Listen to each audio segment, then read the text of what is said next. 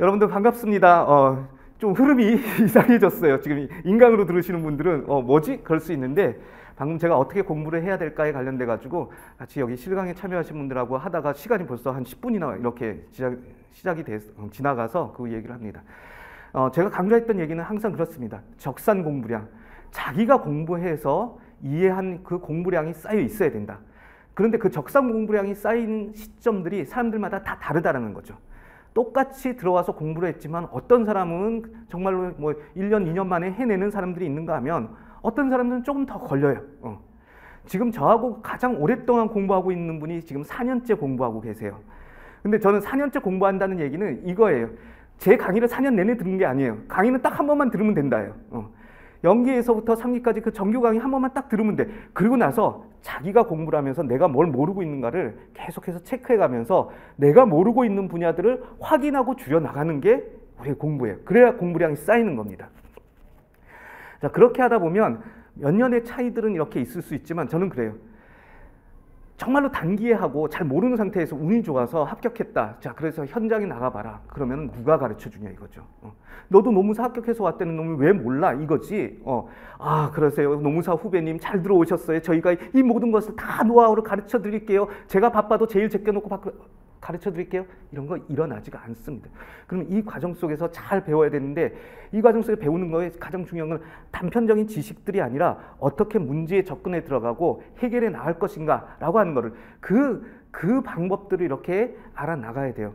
그래서 조금 늦게 된다 하더라도 저는 오히려 그래, 몇 년 더 살아. 몇 년 더 살고 열심히 못 만들고 몇 년 더 살고 몇 년 더 일해. 그러면 되는 거야.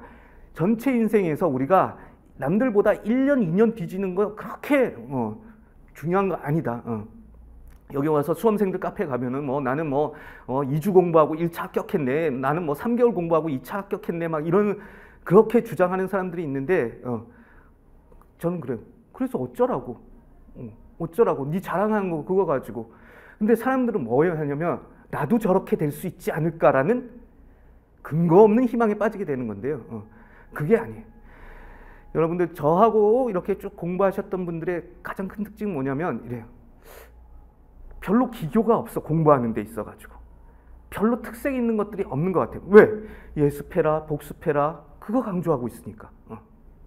그리고 빨리 복습이라는 부분들이 더 중요하다. 빠르게 배우고 난 다음에 적어도 2, 3일이 지나가기 전에 반드시 복습을 해라. 그리고 써봐라. 써보고 나서 그게 잘 안 써지면 그게 네가 모르는 거다. 그럼 쓸 수 있을 때까지 써라. 자, 그러면은 이러죠. 그거 시간이 걸리는데 지금 봐야 될 분량이 많은데 어떻게 그거 쓰고 있느냐. 팔도 아프다. 막 그러면은 저는 그럽니다.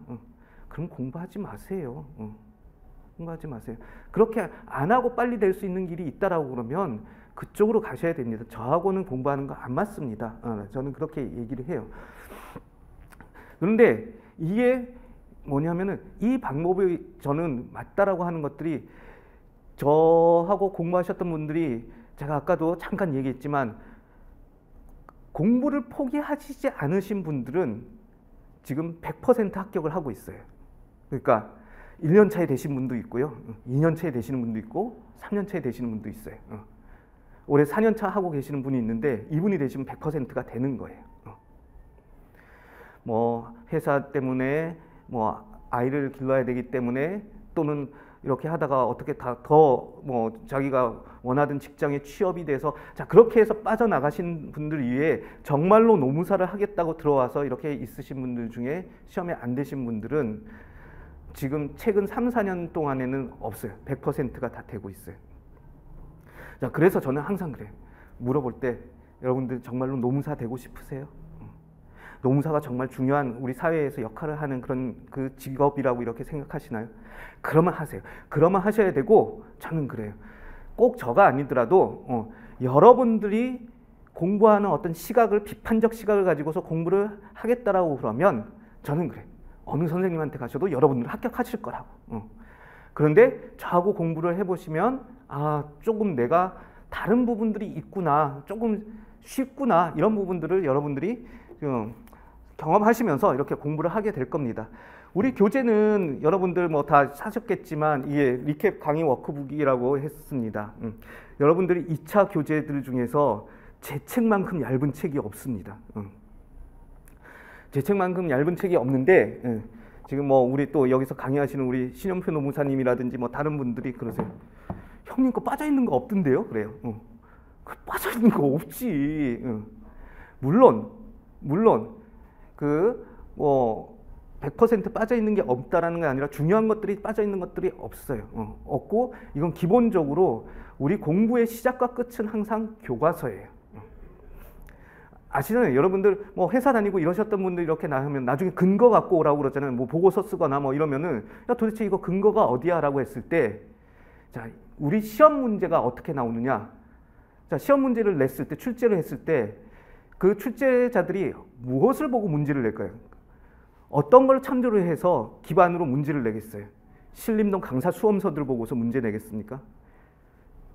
적어도 학계에서 동료들의 그 비판 과정을 거쳐서 이게 기본적으로 가르쳐야 될 어떤 표준적인 내용이다라고 인정된 그런 내용들을 교과서로 만들어내고 대학의 교수들이 강의에 쓰는 교과서로 만들어내고 그것들이 오랫동안 개정되고 연구가 이렇게 거듭되고 이러면서 나온 그런 교과서를 가지고서 하는 것이지 이 문제 저기 신림동 강사책 보고 냈는데요 이러면은 그게 무슨 국가 자격 시험이 되겠느냐고요. 그런데 제 책은 그래서 연기에 들어가면 저는 교과서들을 이렇게 꼭 그 철저하게 아예 까발리는 이런 공부들을 합니다. 그래서 그 교과서들을 사실은 줄여놓은 게 이거예요. 이 강의 워크북이에요. 그리고 이 강의 워크북을 계속해서 연기 때는 교과서, 1, 2, 3기 때 이 강의 워크북을 계속해서 반복을 합니다. 그런데 그 반복을 하는 과정에서 포인트들이 조금씩 달라질 거예요. 1기 때는 어떻게 교과서의 내용들이 줄어들면서 왜 줄었는가, 무엇이 정말로 핵심적인 내용인가들을 남기게 되는 것이고 2기, 3기에서는 모의고사들을 보면서 모의고사와 우리 강의 워크북을 어떻게 접목을 시켜서 이 수험 공부들을 해 나갈 것인가 하는 이런 부분들로 이렇게 좁혀지게 됩니다. 그래서 저하고 공부를 하다 보면 나중에 이래요. 처음에는 되게 많은 것 같아. 그런데 점점 줄어들어. 그런데 시험지에 쓸 수 있는 능력은 늘어나. 저는 저도 그렇게 공부를 했어요. 자기가 하지 않은 공부 방법을 다른 사람들한테 하라라고 이렇게 하는 것은 검증이 안 됐어요. 근데 저도 이렇게 공부했고 우리 합격한 후배들도 오면은 다 그럴 거예요. 자기네들이 가지고 있었던 다른 공부 방법들, 나름대로 했던 것들, 그런 것들을 조금 포기하고 선생님 말씀 따라가게 되니까 이게 이제 시험 볼 수 있는 어떤 그런 형태가 되더라라고 이렇게 합니다. 그래서 제가 여러분들 제 소개를 잠깐만 그러면 해보면 이래요. 여기 저는 대학을 졸업하자마자 여기 가까운 데에서 대학을 졸업하자마자 바로 외국계 컨설팅 회사를 들어갔고 거기서 일을 하다가 2년이 조금 지났고 2년 만에 IMF를 맞은 거예요. 그때 제가 미국에서 프로젝트를 하고 있다가 그래서 하여튼 대한민국을 구하겠다는 거창한 꿈을 갖고 다시 왜 한국 안 좋던데 왜 미국에 있지 그냥 들어가려고 그랬는데 하여튼 들어왔어요. 들어와서 그렇게 IMF 이후에 우리나라 대기업들서부터 시작해가지고 새로운 그렇죠 미국의 그 경영학 중심의 스탠다드들을 이제 우리나라 조직에다가 어떻게 집어넣을 건지 하는 그런 부분들을 그래도 제가 그 직전에 미국에 있었기 때문에 그걸 갖고 들어와가지고 이렇게 다 한 거예요. 그래서 지금 돌아가고 있는 우리나라 인사관리 체계의 상당 부분을 제가 이렇게 그 기초를 이렇게 놓게 된 겁니다. 벌써 제가 이제 26년 이렇게 일을 했더라고요. 자, 그렇게 하고 이제 우리나라 지금 옛날에 여기 서울대 학장님도 하셨고 경대 학장님도 하셨고 학과장님도 하셨고 이대 경영대 또 학장님도 하셨고 그 교수님들하고 그 다음에 외국계 컨설팅 회사에 있던 이제 시니어 멤버들하고 저하고 이래가지고 야 우리 한국 나름대로의 컨설팅을 해보자 그래가지고 이제 한국 사람들끼리 만드는 이런 컨설팅 회사를 가지고서 그때 이제 지식 경영을 또 엄청나게 이렇게 또 한국에서 이렇게 했었어요. 그 이후에 다시 BCS라든지 밸런스 스코어 카드라든지 이런 부분들이 들어올 때마다 그런 부분들이 어떻게 한국적으로 적용돼야 되느냐 이런 부분들을 이제 쭉 이제 역사적으로 이제 제가 다 경험을 하고 이렇게 했던 겁니다. 그러다가 어느 순간에 이제 제가 생각이 이렇게 딱 났어요. 뭐냐면은 내가 너무 용감하게 컨설팅을 한 것 같다. 뭐냐라고 그러면은 결국은 외국에서 들어온 여러 가지 이런 제조들을 이렇게 전달을 하면서 봐라 우리가 이렇게 하지 않았으니까 IMF가 난 거 아니냐라고 이렇게 밀어붙였었는데 어느 순간에 보니까 야 이게 꼭 그런 식으로만 가야 될 것은 아닌데라고 하면서 과연 이게 우리 문화에 맞냐, 우리 정서에 맞는 것이냐라고 하는 그런 반성들을 이렇게 쭉 하게 됩니다. 그러면서 이런 부분들에 대해서 조금 더 공부가 필요하겠다라고 하던 차에 제가 이제 이 노무사 시험이 있다라는 이런 부분들을 알고서 제가 그때 딱 과목을 보고서 딱 알았죠. 노동법이라는 부분들이 반이고 그 다음에 저기 우리 경영에 관련된 부분이 반이 있는 거예요. 그래서 제가 이제 일을 하면서 뭐 경영에 관련된 반, 인사노무관리나 경영조직론 이런 거는 내가 계속 가르치면서 그걸 가지고서 어떻게 보면 그 지식을 팔아서 비즈니스를 하고 있었기 때문에 우리나라에선 이걸 따라올 사람은 없다. 저하고 같이 그 컨설팅 회사를 이렇게 만들어서 하셨던 저희 선배 교수님들도 저를 그렇게 했거든요. 야, 교수라고는 너 교수가 아니니까 교수라고는 못 부르지만 네가 고수다. 우리보다 고수다 그래갖고 맨날 저보고 정고수 그랬어요. 그래서 저보고 이제 그러면 저는 그 고수가 높을 고자가 아니라 북치는 고수라는 거죠. 이제 저 회식하고 그럴 때 이제 열심히 탬버린 들라는 의미를 알겠다고 뭐 그러면서 농담하면서 이렇게 했었는데 아무튼 그런 부분들을 이렇게 지나오면서 이것이 경영이라는 것이 법을 벗어나서 할 수 없다라는 것들을 이렇게 알게 된 거예요. 그래서 예전에 제가 뭐 굉장히 좋은 영향들을 우리나라에 많이 끼친 부분들도 있지만 솔직히 반성되는 부분들도 상당히 많이 있었던 거예요. 그래서 이 시험에 들어와서 그걸 하고 지금도 이렇게 컨설팅을 하면서 굉장히 조심해서 이렇게 하고 있습니다.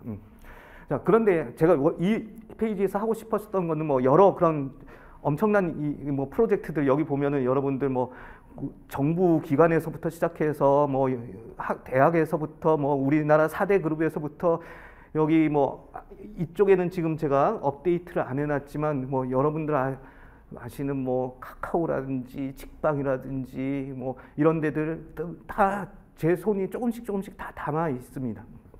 뭐 이런 것들을 하면서 그래서 우리가 배운 내용들이 어떻게 현장에 적용돼야 되느냐 이런 부분들을 하여튼 잘 전달해 줄 수 있다. 이런 부분들은 뭐 걱정 안 하셔도 된다. 이렇게 생각을 하고 그 다음에 그러면 제가 이렇게 직장을 다니고 이러면서도 어떻게 빠른 시간 안에 그것도 잘 이렇게 합격할 수 있었는가라고 하는 거는 저는 공부에는 왕도가 없다고 생각했어요. 근데 이런 거죠. 얄밉지만 우리 뭐 전국 수능 1등하고 뭐 옛날에 저희 때는 뭐 학력고사 뭐 이런 부분들이 있었는데 그런 거 1등 한 사람들한테 공부 어떻게 했어요? 물어보면 어떻게 해야 합니까?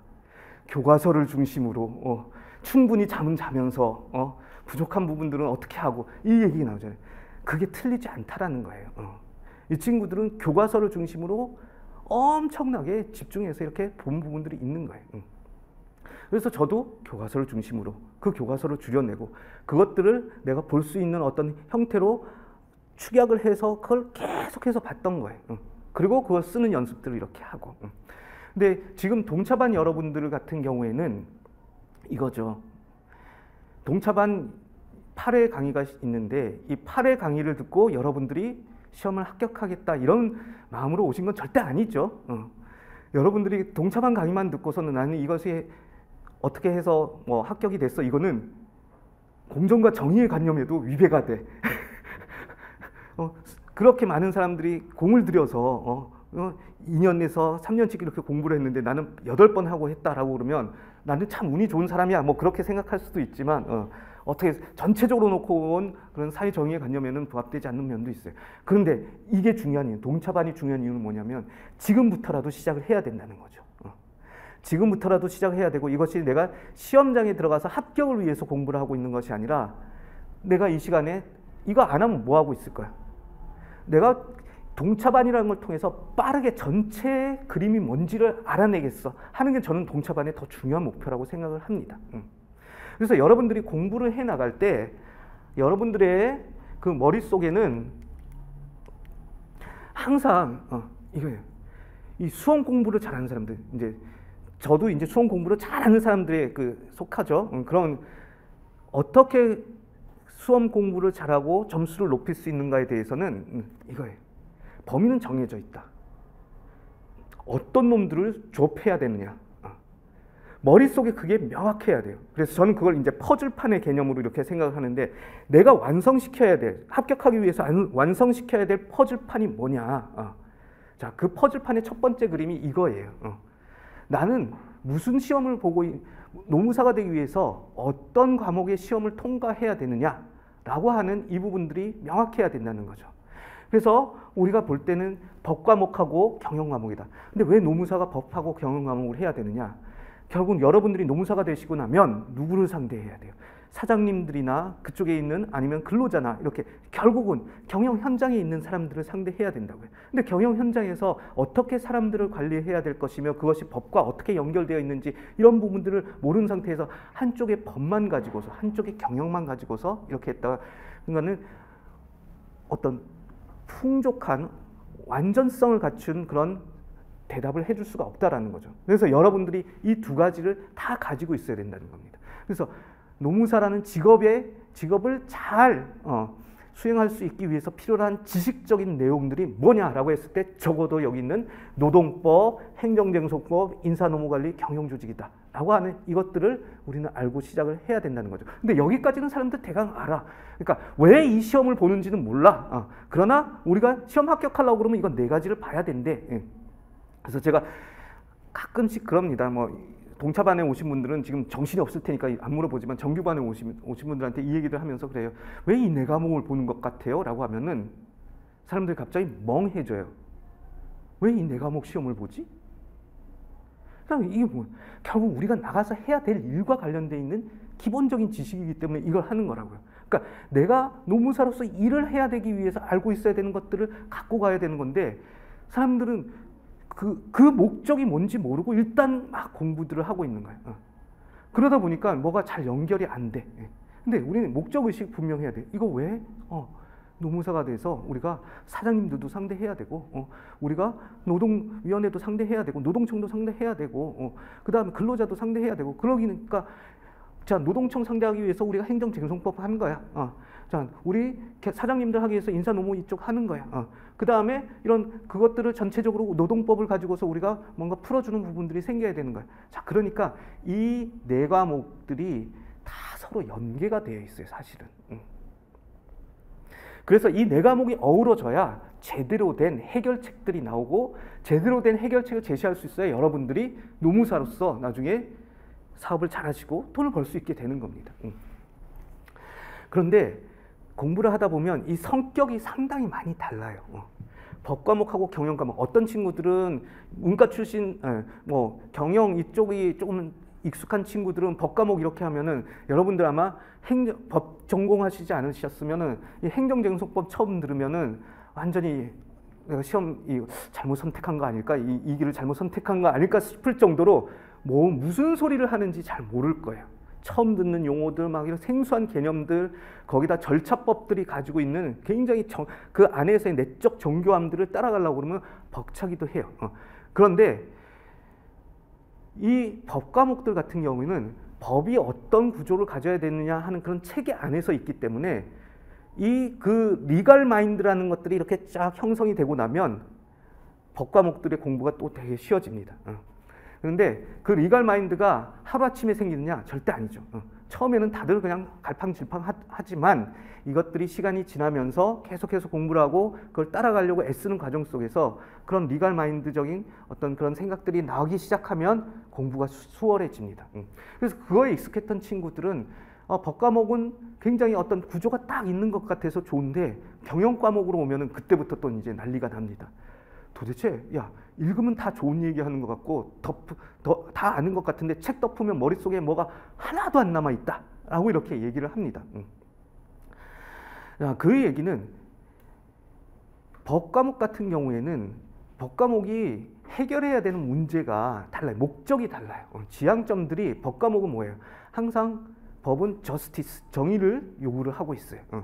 그 정의가 뭐냐라고 하면은 일단은 그냥 심플하게 생각하면 법에서 뭐라고 얘기하고 있느냐? 자, 법이 얘기하고 있는 게 정의인 거예요. 소크라테스가 악법도 법이라고 그렇게 한 것이고 그렇게 받아들인 거에 일단은 그게 법이기 때문에 그게 정의인 거예요. 그래서 이 정의인데, 이 정의라는 말 속에도 보면 여기 저스트라는 말이 있죠. 딱 뭐가 들어맞는 거예요. 법의 구조에, 법의 조문에서 말하는 내용에 들어맞아야 된다는 거지. 그래서 항상 법이 뭘 말하는 거 있는 것인가, 거기에 그 범위 안에 있는 건가라는 걸 따져갑니다. 그러니까 답안지를 작성하는 것도 그 구조가 딱 정해져 있어요. 여기 네모 반듯하게. 그래서 의의 요건, 절차, 효과, 예외 뭐 이런 부분들 또는 문제 제기, 학설, 그다음에 검토, 그다음에 뭐 문학 판검, 판례 검토 이런 어떤 그 구조들이 명확히 있어요. 그래서 그 구조들을 지켜서 답안지를 써야 돼. 그러지 않으면 이 전체적인 글의 완성도가 떨어지는 부분들이 되기 때문에 점수가 좋게 나올 리가 없습니다. 그에 반해서 경영학 과목들은 무엇을 목적으로 하고 있느냐라고 했을 때 효율성이라든지 효과성이에요. 우리는 뭐냐? 뭔가 적게 투입하고 많은 것을 얻었으면 좋겠다는 거예요. 그리고 그게 효율성의 개념이에요. 그 다음에 효과성이라고 하는 것은 뭐냐라고 하면은 결국은 우리가 세웠던 목표를 어떻게든지 우리는 달성한다. 그래서 목표를 달성해야 되고 그 목표를 효율적으로 달성하는 게 가장 중요하죠. 근데 아무리 우리가 효율적으로 뭔가를 했어, 자원 투자를 조금 했어, 그래서 많은 것을 얻었지만 우리가 원하는 목표만큼 못 얻었다. 그러면 이거는 실패한 거예요. 그래서 이 효율성과 효과성을 항상 염두에 두고서 어떻게 하는 것이 가장 내가 사장님의 이 두 과목은 또 이거예요. 사장님의 입장에 있는 학문들이에요. 내가 사장님이 돼서 어떻게 하면 나는 쓰는 돈은 적으면서도 내가 하고자 하는 일들을 다 해낼 수 있을까? 무엇을 통해서? 사람들을 통해서. 다른 사람들을 통해 가지고 내가 쓰는 돈은 적으면서 내가 많이 벌어올 수 있는 방법은 뭘까? 이걸 이렇게 해야 되는 거예요. 자, 그러다 보니까 법은 조문이 뭐냐라고 해서 그 조문에 따라 가지고 딱 정의가 하나로 정의되어 있지만 여기에서는 그렇게 효율성과 효과성을 달성하는 방법이 여러 가지 방법이 있는 거예요. 어떤 하나의 방법이 나오면 다른 사람들이 그걸 다 모방해. 그래서 나중에는 그거 갖고는 돈을 못 벌어. 그러니까 또 다른 방법을 찾아야 돼. 자, 그래서 그렇게 다른 방법을 찾는 것을 우리가 혁신이라고 이러는 거예요. 그럼 맨날 혁신이 일어나기 때문에 여기에서는 더 좋은 방법들이 늘 생기고 있는 이런 부분들을 쫓아가야 돼. 그러다 보니 답안지들도 뭐냐면은 딱 정해진 어느 것 하나의 방향으로 가는 것이 아니라 문제가 어떻게 되어 있느냐에 따라 갖고 몽실몽실하게 답안지들을 그렇게 출제자의 의도에 맞춰 가지고 그것들을 답안지 자체도 효율적이고 효과적으로 의도적으로 배열을 해야 되는 거예요. 그러다 보니까 이게 답안지가 어떤 정형화된 어떻게 쓰면 된다라는 법이 없는 거예요. 그러면 하나는 어떻게 따라가야 된다? 하나는 몽실몽실하게 이렇게 변형시킬 수 있다. 이러니까 이게 이제 생각의 차이가 이렇게 안에서 혼란이 이렇게 일어나기도 합니다. 근데 혼란이 과연 일어나느냐? 자, 그건 공부가 안 되어 있을 때는 서로 막 이렇게 전혀 다른 걸 추구하는 것 같아. 그런데 우리가 뭐라고 그랬어요? 이 앞에가 뭐라고 했어요? 결국은 우리가 노무사로서 어떻게 상대방인 회사나 근로자들에게 그 해결책을 줄 것인가? 그럼 이게 둘 다 필요하다는 거죠. 그러면 이것들에 접근해 나가는 방식에 있어서는 겉으로 보기에는 이렇게 큰 차이가 있는 것 같지만 결국은 어느 지점에서 만나고 어느 지점에서 다 섞이게 될 거예요. 즉 제대로 이해를 하고 제대로 공부를 하게 되면 이것들 간의 차이가 그렇게 공부하는 방법의 차이가 크지 않아요. 서로 연계되어 있구나 이런 부분들을 알 수 있습니다. 여러분들 당장에 그 노동법에서 가장 중요한 파트가 어디라고 생각을 하시나요? 이제 뭐 근로계약이다 뭐 이럴 수도 있지만 사실은 우리가 근로계약이라고 하는 그 근로계약이라고 하는 그 안에 가장 핵심적인 내용이 뭐냐라고 그러면 근로자는 노동 제공하고 사용자는 그 노동에 대해서 대가인 임금을 제공한다예요. 그 노동을 제공한다. 그런데 그 노동이라는 것이 어떻게 제공되냐면 근로계약이라고 하는 우리 이 상황에서는 뭐냐면은 종속적으로 해요. 사용자의 지휘 감독을 받아서 종속적으로 해요. 근데 벌써 종속적이란 말이 사실은 엄청나게 깝깝한 얘기예요. 내가 누군가의 종으로 속해 있다는 얘기잖아요. 그 얘기는 내가 어떤 시민으로서의 자유를 그 시간 동안에 충분히 누리지 못한다는 거예요. 나의 자유를 못 누리고 내 노동을 그쪽에다가 팔아야 되는 그 상황 속에서 그 시간 동안 사용자가 나의 자유를 부당하게 더 구속하지 말아라 라고 하는 게 노동법이 그래서 근로자들을 보호하기 위해서 그렇게 존재하는 거라고. 대신 네가 그 노동자의 어떤 자유를 그렇게 구속하고 네 마음대로 노동력을 이렇게 쓸 수 있도록 그렇게 해놓는 그 대가로 너는 뭘 줘야 돼? 임금이라는 걸 줘야 돼. 자, 임금이 이제 어떻게 보면은 가장 중요한 핵심 요소가 됩니다. 근데 그 임금에 대해서 노동법에서는 노동법대로 정의를 하고 있지만 우리 인사노무관리 파트에서도 가장 중요한 파트가 뭐냐? 보상 쪽에 있어서 임금과 복리후생 파트라는 거예요. 그럼 그것들이 다 연결이 그렇게 모든 내용들이 다 연결되어 있어요. 산업안전도 마찬가지, 노사관계도 마찬가지. 그 다음에 어저께 임금 피크제가 지금 대법원에서 그 하나가 지금 그 판결이 이렇게 나와가지고 됐었죠. 그런데 그 임금 피크제 자체가 잘못된 것이 아니라 그 임금 피크제를 적용하는 과정 속에서 이게 목적이 있었느냐, 그 다음에 그것들이 그 제대로 이렇게 그 임금 피크제로 줄이는 어떤 그 임금들을 그 원래 목적에 맞게 사용했느냐, 그 다음에 그 어떤 그래서 무조건 연령으로 잘랐던 거기에서 임금이 감소하는 부분들에 대해서 합리적으로 대응할 수 있도록 사용자들이 강구 조치를 했느냐, 뭐 이런 것들을 안 지켰기 때문에 그 임금 피크제가 그게 적합하지 않다라고 이렇게 이제 판단을 이렇게 했던 거거든요. 자, 임금 피크제 우리 인사노무관리에서 다 나와요. 그 다음에 경영조직에서는 결국 뭐예요? 임금이라는 것이 사람들을 정말로 신나서 일하게 하는데 동기부여에 매우 중요한 요소가 된다라고 하면서 어떻게 임금이 사람들을 그렇게 신나서 일하게 할 수 있을 것인가에 대한 그 설명들을 여기서 임금이 그렇게 된다는 것들을 설명을 해요. 또한 그런 임금과 같은 것들이 잘 쓰여졌을 때에는 그것이 사람들을 동기부여하지만 잘못 쓰여지면 오히려 사람들이 기분 나빠가지고 오히려 일을 안 하게도 될 수 있다 라고 하는 것들도 경영조직론에서 설명해. 자, 그러니까 노동법, 인사노무관리, 경영조직론, 우리가 배우고 있는 이 모든 것들이 실제 현장에서 사람들이 치열하게 갈등을 겪고 있는 그런 내용들을 어떤 식으로 활용하게 할 것인가라는 그 중요한 내용들을 다 엮어서 하고 있는 거예요.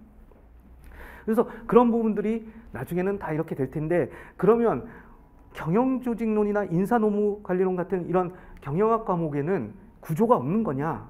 자, 구조가 없다라고 그러면 우리 두뇌는 그 막 이렇게 산발적으로 되어 있는 것들을 잘 기억하지를 못해요. 그래서 어떤 것들을 잘 이해하고 암기하고 이러기 위해서는 구조가 필요해. 그 구조가 필요함과 동시에 그 다음에 사람들이 논리적으로 어떤 그 주장과 설득의 내용이 어떻게 흘러가는가를 잘 받아들이기 위해서는 그 안에 가장 밑바닥에 있는 서사 구조, 이야기의 구조가 있어. 그 이야기의 구조가 뭐냐? 여러분들 지금 교재에는 없지만 요거는 여러분들이 어디 한구팅에다가 써놓으세요. 베개 필목 종방장단 제시라는 게 있어요. 베개 필목 종방장단 제시. 베개 필목 종방장단 제시라는 것이 있다. 자, 이것은 정규 과정에 들어가면 이 베개 필목 종방장단 제시에 따라 가지고 교과서를 다 분해를 합니다. 그래서 교과서에서 이 파트가 지금 우리 베개 필목 종방장단 제시 중에서 어디를 얘기하고 있는 거냐, 이 부분은 어디에 해당되는 거냐, 이걸 쭉 해요. 자, 이 베개 필목 종방장단 제시 어떻게 되냐 하면 이렇게 해볼게요. 우리가 뭔가 이렇게 인사노무라든지 또 노동법도 괜찮아. 법에서 뭔가 이렇게 어떤 중요하게 알아야 될 내용이 있다라고 그러면 그 중요하게 알아야 될 주제와 관련돼 갖고 사전적으로 어떠한 역사적 배경이 있었다든지 이게 시대적으로 어떤 중요성이 있다든지 그런 배경이라는 이 얘기가 나와요. 그래서 그런 부분들이 지금 중요한 주제가 되고 있는데 그 주제의 개념은 정확하게 뭘 의미하는 거다라고 하는 내가 논의하고자 하는 거에 내 주제의 개념과 정의들을 내리고 그 범위들을 정하는 거예요. 자, 그러고 나면 그런 것들을 다시 왜 그런 것들이 우리 조직에서 필요하고 왜 또는 그런 것들을 우리 조직에서 도입하려고 하느냐, 그 필요성과 목적이 어떤 의미들을 가지고 있다라는 것들을 얘기를 해야 돼요. 개념을 정의해줬고 그것이 왜 다시 필요한지 우리 조직에서 의미가 있는지 이걸 해요. 자, 그 다음에 구체적으로 이제 그래서 그것들과 관련돼 가지고 어떠한 내용이 있다라고 하는 것들을 여러 가지 대안들을 종류들을 얘기를 하는 거예요. 종류를 얘기할 수도 있고 그 주제와 관련돼서 하부의 주제들, 유형들, 분류들을 이렇게 쭉 해요. 그리고 각각 그렇게 종류들의 이제 구체적인 내용들이 어떻게 진행되는 거다. 방법, 과정, 프로세스들을 다 종류별로 이렇게 또 얘기를 해줘야 될 거예요. 그와 더불어서 뭐냐. 그런데 우리가 사회에 살아나가면서 모든 선택, 어떤 선택이든지 어떤 선택을 하고 나면 뭐예요? 거기에는 반드시 장점이 있지만 또 단점도 있어. 그래서 모든 것들이 우리가 어떤 종류의 A, B, C가 있었는데 그 A, B, C가 가지고 있는 A를 진행하려면 이런 식으로 해야 되고 B는 이런 식으로 해야 되고 C는 이런 식으로 해야 되지만 그것들마다 각각 장단점이 있다. 그리고 이런 장단점, 자, 장점, 단점이라는 이런 얘기를 하지만 또 이렇게도 얘기해서 효과와 한계점이다. 자, 효과, 장점, 한계점, 단점. 또는 한계점이나 문제점, 비판 이런 말도 또 결국은 단점이라는 부분들을 이렇게 얘기를 하게 될 거예요. 그래서 뭐가 됐든지 하여튼 긍정적인 측면과 부정적인 측면이 있다. 이런 부분들을 설명해 줘야 될 거예요. 자, 그리고 각각 이런 것들을 도입하고자 했을 때에 우리 조직에 도입하고자 했을 때 제약사항이 되든지 전제 조건이 되든지 하는 이런 부분들이 있을 것이다. 자, 그래서 우리가 지금까지 논의했던 것들을 당신네 조직에 적용하기 위해서는 이러이러한 시사점을 얻을 수가 있다. 자, 이렇게 해서 글이 끝나게 돼. 자, 이게 백의 필목 종방장난제시예요. 지금 여러분들이 이렇게 쭉 설명을 들어오면서 이 흐름이 뭐가 좀 이상한데? 이런 느낌 별로 안 드셨을 거예요. 그렇지, 그렇게 이렇게 흘러가면 글이 되겠네 라고 하는 부분들이 있어요. 자, 이렇게 흘러가는 글의 가장 대표적인 글이 뭐냐? 그게 바로 논문이에요. 논문들이 이 구조들을 다 따라서 이렇게 가게 돼 있다고. 우리 시험은 논술 시험이잖아요. 논술이 뭐야? 논문의 논자하고 똑같은 거예요. 자기의 주장들을 이렇게 펼치는 글이라고. 그 글들이, 그러니까 잘된 논문이라고 하는 것들의 어떤 그 구조들, 그걸 우리도 그대로 갖고 오는 거죠. 근데 거기에 제목들이 꼭 이렇게 백의 필목 종방장단제시로는 안 붙어 있지. 그러나 글의 흐름들을 보게 되면 이러한 어떤 논리적인 구조를 가장 밑바닥에서 가지고 간다고. 물론 여기에서 일부가 순서가 위아래가 바뀌거나 이런 부분들은 있지만 큰 틀에서 벗어나지 않지만 백의 필목 종방장단제시로 이렇게 흘러가게 된다는 거예요. 그럼 과연 이런가 아닌가를 위해서 연기 때 우리가 교과서가 어떻게 돼 있는지 한번 보세요. 그래서 교과서를 다 이 백의 필목 그 챕터들의 설명들, 문단들이 이걸 뭘 의미하고 있는지를 표시하고 그거를 축약해서 다시 내가 내 언어로 이렇게 정리를 하고 하는 그런 과정들을 다 거치게 됩니다. 그걸 복습 인증이라고 이렇게 하는데.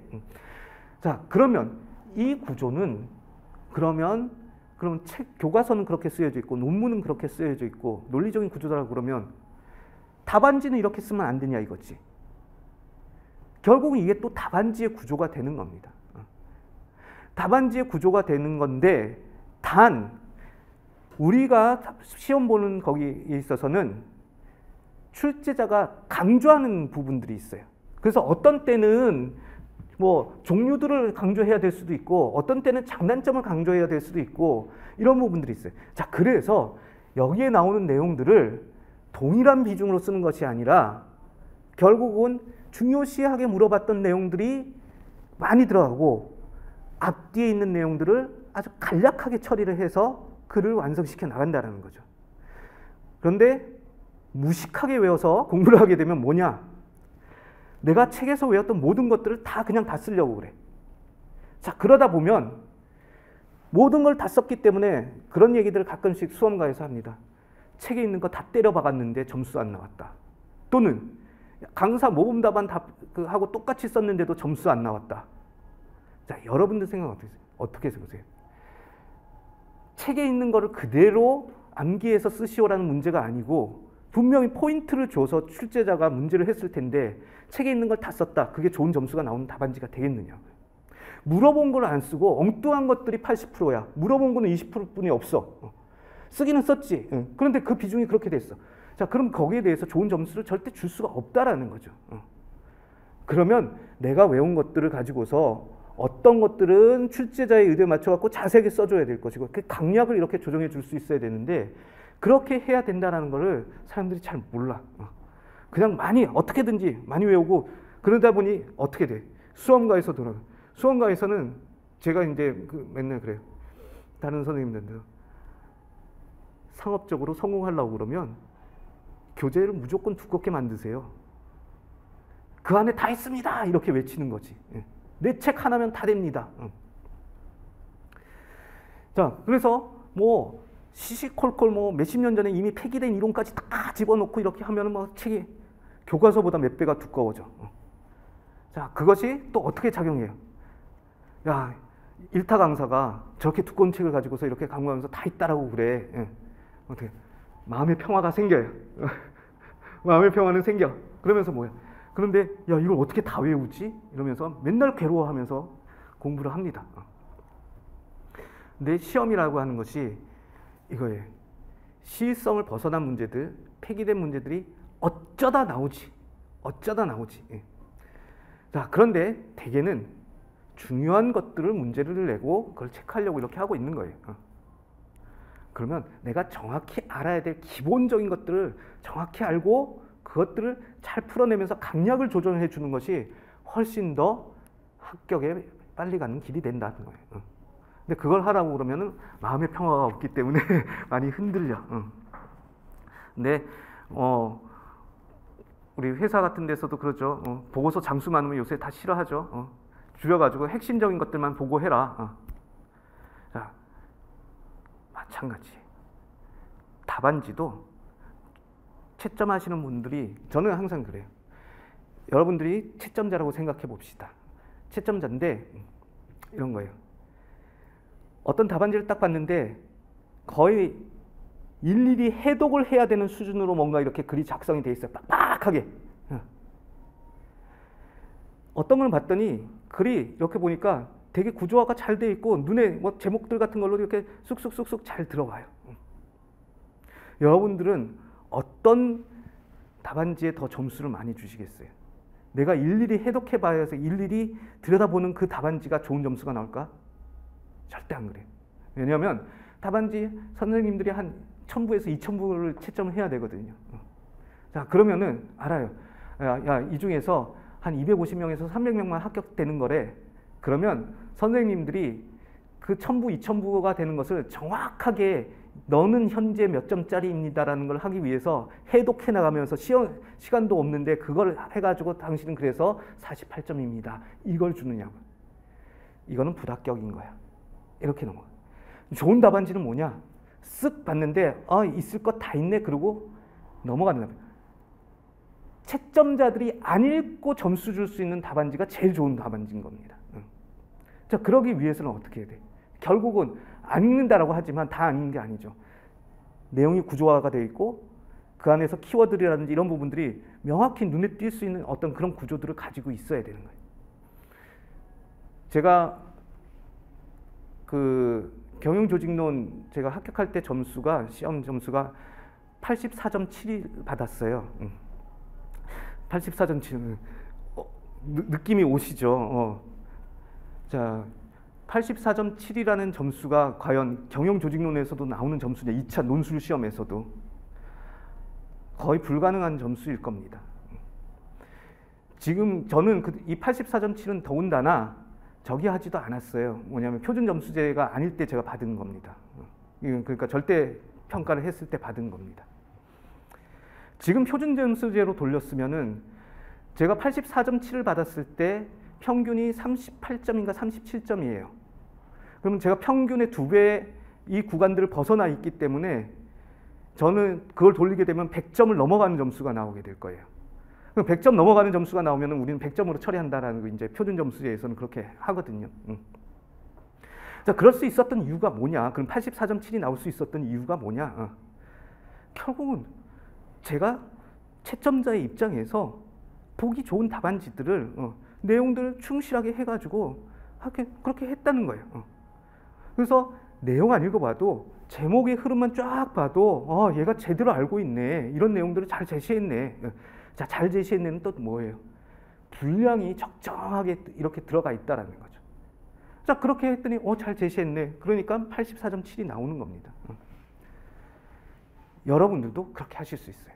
그래서 그런 부분들이 그런데 하루아침에 동초반 모의고사 3번 보고 절대 안 나와. 절대 안 나와. 그러니까 대신 꾸준하게 적산 공부량을 쌓아나가고 꾸준하게 연습을 해야 되고 그 다음에 제가 하는 그런 어떤 조언들, 팁들을 여러분들이 적용하려고 애써야 됩니다. 나중에 하여튼 여러분들이 계속 공부를 하면서 그런 부분들을 이제 어떤 부분들이 내가 갖고 있었던 생각하고 이렇게 다르구나 하는 부분들이 나올 때 그런 때가 이제 진짜로 공부가 되는 순간이 될 거예요. 그 다음에 우리가 이제 이 공부는 동차반 때는 이렇게 할 겁니다. 지금 이 책이 원래는 10회 강의예요. 강의만으로 10회를 GS 1기 때 우리가 강의만으로 10회를 해야 되는 내용입니다. 교과서의 총 페이지 수로는 거의 한 1400페이지 정도 돼요. 그 1400페이지를 지금 제가 몇 페이지로 줄여놨냐면은 거의 한 400페이지로 줄였어요. 4분의 1 정도로 이렇게 줄여놓은 거예요. 근데 여기에서도 그 4분의 1도 어떻게까지 줄여놨냐라고 하면은 이거예요. 제가 여기 이제 강의하는 그 슬라이드와 그 슬라이드에 대한 이제 그걸 줄글로 쭉 풀어놓은 글들이 이렇게 들어가서 그래요. 그럼 저는 그 슬라이드가 핵심이다라고 이렇게 봐요. 그럼 그 슬라이드는 한 111개가 돼요. 그럼 111개의 주제들을 여러분들이 머릿속에 잘 정리할 수 있으면 된다. 근데 그 111개도 사실은 다 독립적으로 111개가 아니에요. 다 서로 다른 내용이 111개가 아니라고. 그럼 공통되는 내용들이 여기저기 서로를 언급하고 있기 때문에 이런 것들 지어나가면은 한 80에서 90개. 80에서 90개라고 그러면 야 그거 못하겠어? 그쵸? 우리 할 수 있을 것 같아요. 그게 가능하다는 거는 여러분들 나중에 복습 인증이라는 연기를 거치고 나면 여러분들이 교과서 1000몇백 페이지 되는 것들을 여러분들이 다 그 주요한 것들을 이렇게 쭉 옮기게 될 거예요. 아니면은 여기 우리 워크북이라고 한 이유가 여러분들 안에 보시면은 여기 끝에 그 각 주제의 끝에 보면 유어 워크스페이스라는 부분들이 있어요. 거기에 다 번호들이 붙어 있고 문제들이 이렇게 있습니다. 거기에 대해서 답을 해라. 다 앞에서 배운 내용들이에요. 그래서 이것들을 다 답을 하다 보면 중요한 내용들을 다 그래도 한 번씩은 써보게 되는 겁니다. 그렇게 하게 되면 그 분량이 나중에 그래서 노트 정리를 하잖아요. 노트 정리를 하게 되면은 인사노무관리 노트 정리를 하게 되면 한 80장 정도가 나와요. 하게 되면 90장 정도 나와요. 그러니까 인사노무의 분량이나 경영조직론의 분량이나 크게 다르지 않다는 겁니다. 근데 나중에 공부하다 보세요. 여러분들 주변에서 보면 경영조직론은 뭐 밑도 끝도 없이 분량만 많고 처음에는 만만해서 들어왔던 것 같은데 정리가 안 돼가지고 막 그런다라고 그러는데요. 저는 그래요.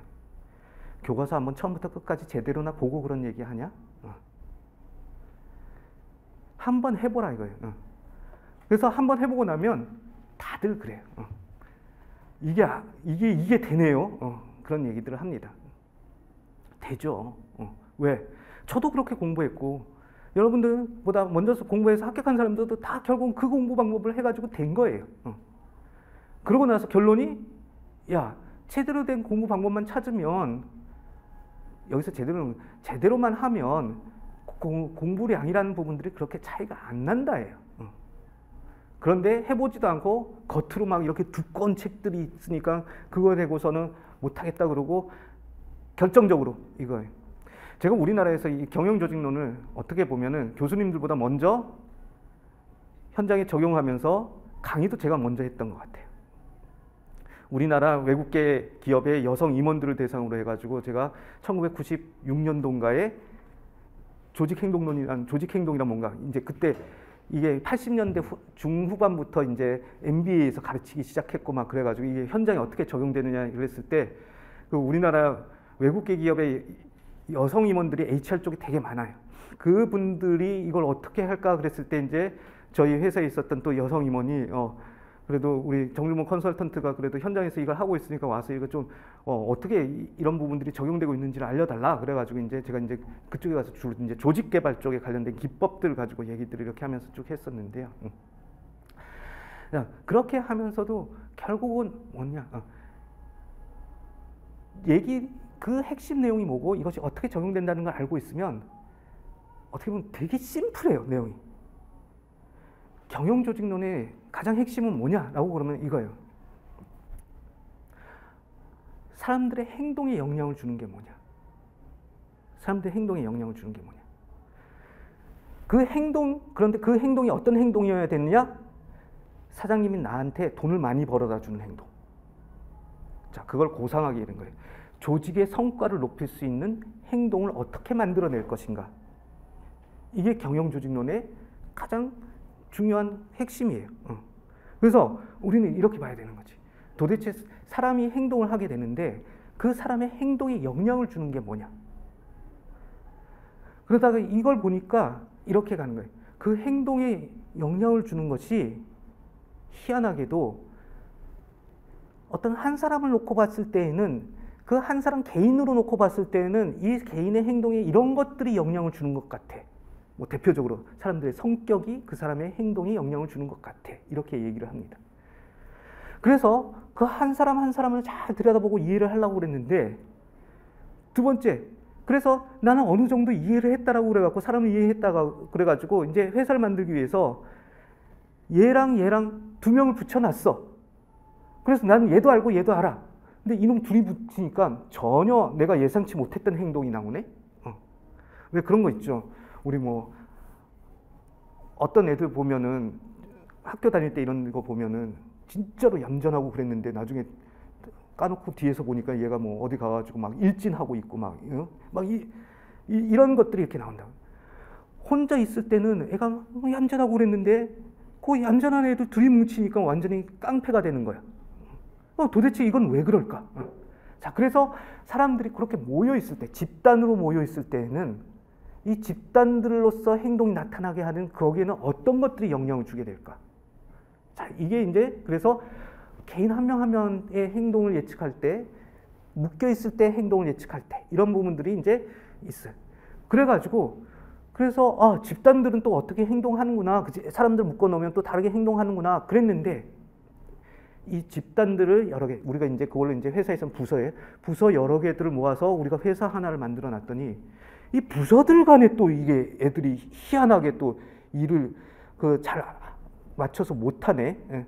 근데 왜 이렇게 이 부서들 간에 삐걱거리느냐라고 이렇게 하는 걸 봤더니 조직의 구조가 어떻게 되어 있느냐에 따라 가지고 완전히 어떤 조직은 삐걱거리고 어떤 조직의 그 밑에 부서들은 삐걱거리고 조직 구조가 달라지니까 비슷한 사람들끼리 가 있는데도 그 조직 구조가 그렇게 되어 있으니까 또 사람들이 행동하는 방식들이 부서들끼리 행동하는 방식이 또 달라져서 잘 화합하는, 어떤 데는 싸워. 자, 그거에 영향을 주는 게 보니까 또 조직 구조라는 거예요. 자, 그래서 그러면 도대체 조직의 구조적인 그런 부분들이 어떻게 집단의 행동과 그 안에 있는 사람들의 행동에 영향을 주게 되느냐, 그 요소들이 뭐냐, 이런 걸 해서 우리한테 유리한 행동들을 끌어내기 위해서는 개인의 무엇을 이해해야 될 것이냐, 집단으로 뭉쳤을 때 사람들의 행동이 달라지게 하는 데 영향을 주는 게 뭔가를 어떻게 이해할 것이냐, 그 다음에 결국은 뭐가 됐든지 간에 조직의 구조 때문에 이 앞에 개인이나 집단들의 행동들을 바꿔내게 만드는 조직 구조가 뭐냐, 이런 걸 알려고 하는 게 바로 경영조직론이 되는 겁니다. 그래서 우리 경영조직론이 결국은 효과성, 아까 목표를 달성한다, 즉 돈을 잘 번다예요. 돈을 잘 벌기 위해서는 우리 직원들을 잘 이해해야 되는데 직원 한 명 한 명도 이해를 해야 되고, 직원들끼리 모였을 때는 또 다른 튀어나오는 행동들이 어떻게 될 건지를 잘 이해해야 되고, 결국은 이런 것들이 모여있다 하더라도 내가 구조를 어떻게 짰느냐에 따라서 그 행동이 나올 수도 있고 안 나올 수도 있고, 이런 부분들을 잘 이해해서 내가 최적으로 돈을 버는 것들을 생각해보자. 그게 경영조직론. 그래서 이제 우리 10분 쉬었다가 요 경영조직론이 어떻게 구성되어 있는지, 앞으로 어떻게 공부를 해나갈 것인지에 대해서 보도록 하겠습니다. 여러분들 10분 쉬었다가 할게요. 네.